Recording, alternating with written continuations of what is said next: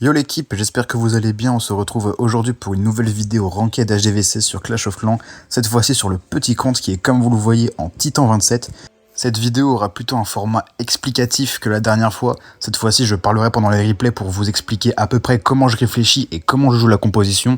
Si vous voulez une vraie vidéo explicative sur 2 replays par exemple, où vraiment je vous dis tout ce que je fais, pourquoi je le fais, n'hésitez pas à me le dire en commentaire. Sur ce, je vous laisse avec les 5 replays comme la dernière fois. Bon visionnage. Sur ce premier replay, on a un HDV 18 qui est pas trop mal, il est pas vraiment max, mais bon. Ce que je voulais faire sur ce village, c'est envoyer le duc à 4h et la reine à 10h avec le lance-bûche, comme je vous l'ai montré sur le réservoir d'élixir pour qu'il aille me prendre tout ce qui est au centre. Voilà, le duc qui part à 4h et la reine à 10h.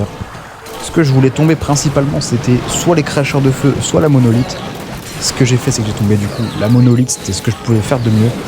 Et vous allez voir dans cet acte que le duc, il va faire un super bon travail. Donc voilà, golem de glace qui est envoyé, les cyclopes partiront derrière avec grand gardien guérisseuse et le lance-bûche pour essayer d'aller tout ouvrir, aller chercher château plan avec petit équitunel sur le côté droit et le duc qui va venir rejoindre le commando après avoir fini son fusil sur le haut du village.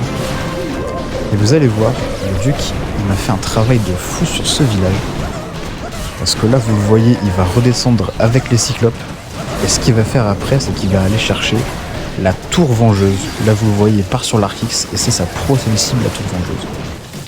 Les cyclopes sont rentrés, ce qui est plutôt correct. La tour vengeuse qui tire sur le duc, donc j'ai mis un petit item pour protéger.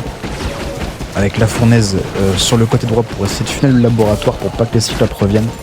Malheureusement il y aura la moitié qui partira. Tant que le grand gardien ne part pas, ça me va. Il faut que les guérisseuses également restent dans le village. Et vous le voyez, le duc qui s'attaque maintenant à l'hôtel de ville après avoir explosé sur la tour multi-équipée. Voilà, le gardien qui ne fera absolument rien. L'hôtel de ville qui est gratuit. Et vous allez voir, les cyclopes sur le côté, ils sont en train de me faire un bon funnel. La championne qui est partie sur le côté gauche du village. Je voulais qu'elle aille me prendre jusqu'à l'Arc-X, la tour multi-équipée si c'était possible. Et c'est ce qu'elle va faire. Elle va funneler les Tesla et les cabanes avant de partir dessus. Et voilà, premier replay. Premier village qui passe assez large, on va pas se mentir, j'ai la championne qui est full vie, j'ai le duc également qui a pas mal d'HP encore. J'ai encore quasiment tous mes cyclopes avec toutes les guérisseuses en vie. Voilà, premier replay qui passe plutôt large, je suis assez content. Sur ce deuxième replay, on a un peu le même style de village, c'est encore une fois un village en carré. Ce que je voulais faire sur cette attaque, c'était envoyer le duc à 2h et la capacité de la reine à 8h. Pour pouvoir aller chercher le château de clan et la tour multi-équipée. C'est ce qui va se passer, le château de clan qui va tomber à ma grande surprise, normalement il ne tombe pas. Et la tour vengeuse également que j'avais oublié, qui est juste à côté. Voilà, regardez, tout va tomber et j'envoie le lance-bûche, normalement, à 6h, exactement, c'est ce qui va se passer. Alors, je fais la voix off après avoir rec les replays, donc je me souviens pas forcément de tout ce que j'ai, donc si je dis c'est ce qui va se passer, machin, m'en voulez pas. La reine qui fait son petit fenêtre de côté, les cyclopes qui partent avec le duc. Petit Yeti à droite pour fonder Saint d'élixir pour bien que les cyclopes rentrent. Et là, le lance-bûche, il m'a déjà fait des ouvertures de fou.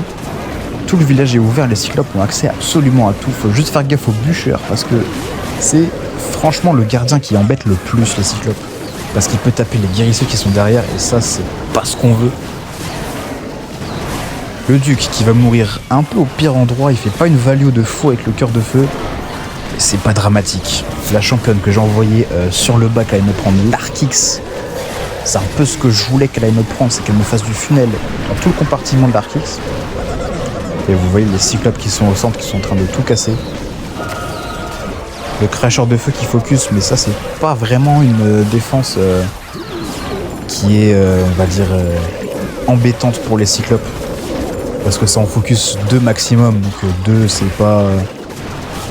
pas ce qui veut faire rater l'attaque, sachant que les cyclopes j'en ai 11 dans la composition et vous voyez le duc que j'ai réanimé sur le haut du village pour qu'il me prenne un maximum de bâtiments. J'essaie de le protéger avec un invisible de la défense anti-aérienne le temps que les cyclopes la tombent et c'est ce qui va se passer. Il s'en sortira avec très peu d'HP mais ce sera largement suffisant pour qu'il finisse le village à lui tout seul. Vous le voyez, il va clean tout le haut en se régénant. Il reste quand même pas mal de cyclopes. J'ai encore des guérisseuses en vie, je vais en perdre une malheureusement. Et c'est pas dramatique, il reste Archis cracheur de feu sur le bas du village. C'est pas ça qui va défendre tout ce qui reste. Et en plus, les cyclopes qui vont aller tomber l'Archix, pendant que le duc se régène encore des HP. Le duc, c'est tellement un gros temps dans la composition. C'est pour ça que je priorise de régène le duc. Ce que j'essaye de faire, c'est de le régène au moment où je vois que mon grand gardien est safe. Quand mon grand gardien est safe, je sais que je peux le régène, et du coup que ça va perf l'attaque. Pour ce prochain replay, on est cette fois-ci contre un HDV16. Alors, c'est un HDV16 qui n'est pas complètement max, mais c'est pour vous montrer à quel point la composition est forte contre un hôtel de ville du même niveau que vous. Donc là, c'est un HDV16 qui a quand même un design qui est plutôt sympa. Et vous allez voir pourquoi je joue cette composition, parce qu'elle trucide les villages HDV16. Là, vous voyez, le replay il a duré 1 minute 40. Même stratégie que d'habitude. Alors, j'en ai une deuxième avec une caserne cette fois-ci que je vous montrerai dans les replays d'après. Et là, vous voyez Duc qui a été envoyé à 8h et la reine à 2h. Je vais envoyer le lance-bûche, voilà, il est parti à 3h avec 2 ballons pour tomber la tour d'archer. Et là, à ce niveau-là de l'attaque, c'est déjà plié, j'ai déjà tombé l'aigle et la monolithe et le château de clan avec les séismes et la capa du duc et de la reine. Le duc qui va en plus s'avancer dans le village, qui va me tomber pas mal de bâtiments. Cette fois-ci, j'ai essayé de couvrir un peu plus ma reine qui est actuellement sur le haut du village, qui est en train de me faire un peu de clean. Là, vous voyez les cyclopes, ils ont plus rien à taper en haut, du coup ils vont partir sur le bas. Vous voyez la reine qui est sur le haut. Ce que je voulais lui faire faire, c'est qu'elle allait me prendre tout le compartiment Archis catapulte. Bon, elle m'a tombé seulement jusqu'à la catapulte, c'est déjà très bien, franchement, c'est plutôt correct. Et là, les cyclopes qui vont rentrer sur le bas du village parce qu'il n'y a plus rien déjà sur le haut. Vous voyez, 1 minute de replay, le village est déjà foutu. Et voilà, le duc qui a été réanimé d'ailleurs pour aller soutenir un petit peu la reine. La reine d'ailleurs qui a pris ce que je voulais, hein. Elle a pris catapulte et archi, c'est ce que je voulais lui faire faire. Et là vous voyez le duc, il se fait plaisir, hein. Il a juste une défense terrienne qui lui tire dessus. C'est tout, il n'y en a plus rien. La Chopin qui a été envoyée pour aider un petit peu à clean sur le bas du village et qui va complètement finir le village. Vous voyez, il n'y a plus rien, il reste 4 bâtiments. Voilà, HDV16 contre HDV16, franchement, le mec en face n'a absolument aucune chance. Le village a été démoli. Sur ce 4e replay, on est vraiment sur le genre de village que j'adore attaquer. C'est un village où il y a toutes les grosses défenses sur une seule et même ligne, comme vous pouvez le voir. Juste ici, on a la tour vengeuse qui est alignée avec le rôtissoir, la tour multi-équipée et une runique d'invisibilité. Et sur le bas, on a château de clan monolithe avec une petite tour de l'enfer en bonus. Sur ce genre de village, j'utilise plutôt la caserne plutôt qu'un lance-bûche parce que ça fait un meilleur funnel. Donc ce que je vais faire sur ce village, c'est que je vais envoyer le duc sur le haut et la reine sur le bas avec double séisme qui vont me prendre la monolithe, tour vengeuse et ça va prendre des dégâts aussi sur l'hôtel de ville. J'ai eu un peu peur pour la tour vengeuse parce que j'ai été très lent sur les séismes. Et la tour vengeuse, il faut rajouter un sort de zap en plus pour la tomber. Maintenant qu'il y a eu le nerf de la flèche géante, on est un peu obligé de le faire. Donc là, vous voyez caserne sur le haut. Ce que j'essaie de faire pour la caserne, c'est l'envoyer à l'opposé d'où va la reine. Donc là, vous voyez, elle est partie à gauche. Bon, elle est revenue vers la droite. Ça, c'est pas très dramatique. Mais voilà, si vous voyez que la reine, elle part à gauche, vous envoyez caserne à droite. Et inversement, si la reine part à droite, vous l'envoyez la caserne à gauche. Donc là, elle a fait quand même un sacré funnel la caserne sur ce village.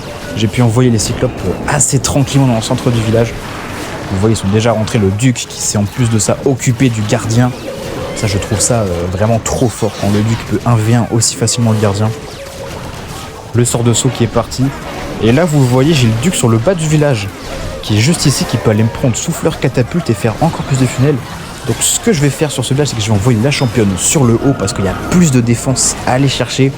Et il y a également moins de dégâts terrestres pour la championne sur le côté droit que le côté gauche. Surtout qu'il y a les cyclopes qui sont déjà sur le haut du village. Et là vous voyez le dieu qui a été réanimé, qui a pris ce que je vous ai dit, souffleur catapulte, et qui va enchaîner avec le compartiment à côté. Et là les cyclopes qui sont encore au centre, qui sont juste inarrêtables. La championne qui a fait un travail de fou pour clean les défenses qui restaient. Et là le village est juste démoli encore une fois. Il me reste 3 totems, j'en ai posé un d'ailleurs, avec un sort d'invisibilité que je n'ai pas joué. Et voilà, tour de super sorcier qui tombe, j'ai remis un totem au cas où. Mais voilà, le village est juste anéanti encore une fois. C'est une attaque qui passe plutôt large sur un HDV 18, donc ça fait quand même 2 HDV d'écart. Même si c'est pas les villages les plus maxés, franchement on les perf assez facilement. C'est encore un plus 40 qui est très facile pour moi. Et sur ce 5e et dernier replay, on est contre un HDV 18 avec un design absolument ignoble. C'est un village qui sera très facile à attaquer, vous le verrez. J'ai très légèrement joué avec le feu sur la fin du village. J'ai très peu réfléchi, j'ai eu double défense sur la même ligne, j'ai directement voilé le duc et la reine. Vous voyez, ça prend encore une fois absolument tout. Tour vengeuse qui était au centre avec la monolithe, qui malheureusement ne tombera pas. À très peu de choses près, mais c'est pas grave, elle va pas nous embêter, il n'y a pas de cabane en plus de ça pour la réparer. Là vous voyez le duc qui va remonter, la reine encore une fois qui part à gauche, donc je vois la caserne à droite. J'aurais fait l'inverse si elle était partie à droite, la reine. Et là vous voyez les cyclopes qui sont partis avec l'ouverture sapeur, le duc qui vient aider en même temps. Bon, le duc cette fois-ci il a fait un sacré taf, il a quand même pris pas mal de grosses défenses. Là vous voyez il va arriver sur le gardien. Alors malheureusement le gardien cette fois-ci ne va pas tomber, à très peu de choses près, il aura plus beaucoup de vie. Mais voilà, c'est quand même une attaque qui va largement passer. Les cyclopes qui sont rentrés. La reine qui est continue de faire son fumet, c'est pour ça que j'ai essayé de la protéger un petit peu avec un totem. Bon, elle aura quand même pas fait long feu en plus, mais c'est pas grave, c'est toujours ça de prix, ça fait toujours du clean en moins à faire. Et les cyclopes qui sont absolument dans le centre du village, ils sont tous là, je crois que j'en ai perdu aucun jusqu'à maintenant. Et là c'est juste tout droit. C'est juste un sacré tout droit. Alors il y a juste le CDC qui n'était pas sorti et les 3 tours multi-archers en haut qui me faisaient très légèrement peur sur sa fin d'attaque. CDC Hydrax, c'est vraiment un CDC qui est très facile à contrer. Franchement c'est clairement pas le meilleur des châteaux de clan. Donc c'est pour ça que c'est assez facile. Mais voilà, là vous voyez il n'y a absolument plus rien. J'ai même pas joué ma championne. Et vous allez voir que je ne vais pas la jouer la championne de cette attaque. C'est pour ça que je disais que je jouais un peu avec le feu. Cette attaque, je n'ai pas joué la championne et je n'ai pas non plus réanimé mon duc. À ce niveau de l'attaque, je voyais qu'il restait une dizaine de bâtiments, il n'y a plus rien pour défendre. Là, regardez, il reste un canon à ricocher, une tour multi-archer. C'est un replay qui passe extrêmement large. On n'a pas utilisé la championne, mais pas le sort de résurrection non plus. C'était un plus 40 qui était vraiment facile à avoir sur celui-là. Et voilà, on arrive donc à la fin de cette session en Titan 27. J'espère que ces replays vous auront plu. On a fait une plutôt bonne session, j'ai réussi à finir 6ème au classement.